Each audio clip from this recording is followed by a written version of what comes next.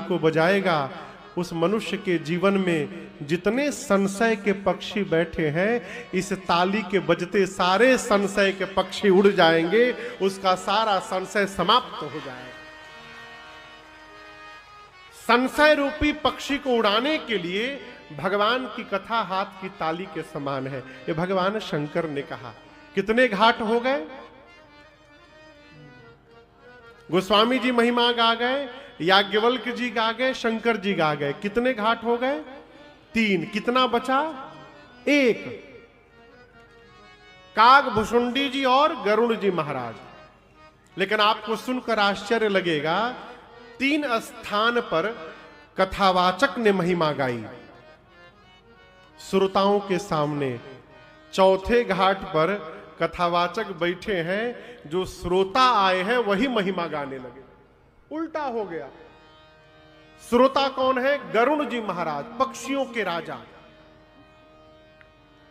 देखिए, जीवन में अपने से श्रेष्ठ की सेवा थोड़ी दूरी बनाकर करनी चाहिए।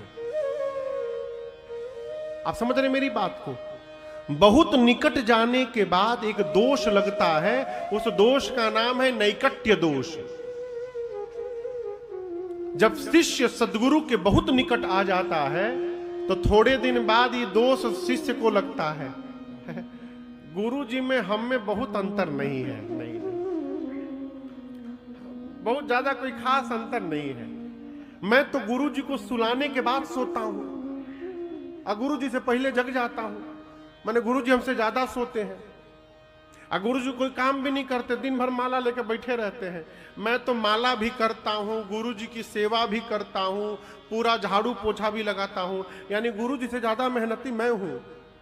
तो गुरु जी में मेरे में इतना अंतर कहाँ है? इस दोष का नाम है नैकट्य दोष। ये बहुत निकट जाने के बाद लग जाता है। गरुड़ जी महाराज, आप गरुड़ जी को जानते हैं? ये भगवान के वाहन है। शंकर जी के मंदिर के सामने कौन बैठा रहता है? जोर से बोलिए। नंदी। और भगवान श्री हरि के मंदिर के बाहर कौन बैठा रहता है? गरुड़ जी महाराज। क्यों? बड़े आदमी के घर के दरवाजे पर उनकी गाड़ी 24 घंटे लगी रहती है। ना जाने साहब कब कहां जाने के लिए आदेश दे दे, इसलिए नंदी हमेशा बाबा के सामने बैठे रहते हैं और गरुड़ जी भगवान श्री हरि के बाहर बैठे रहते हैं। भगवान के